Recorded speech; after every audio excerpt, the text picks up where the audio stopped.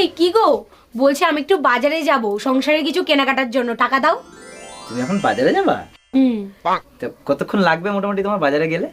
ওই 4-5 ঘন্টা। 4-5 ঘন্টা? নাও, এটাতে তুমি একটা শাড়ি কিনবা। হ্যাঁ, শাড়ি কিনবো? আচ্ছা। আর এই 500 টাকা দিয়ে তুমি সংসারের জিনিসপত্র কিনবা। আচ্ছা ঠিক আছে। 4-5 ঘন্টা। এইবার শিবুদার বউর একটা ফোন করব। হ্যালো, হ্যাঁ বৌদি। কি গো? তুমি তুমি না বাজারে গেলা?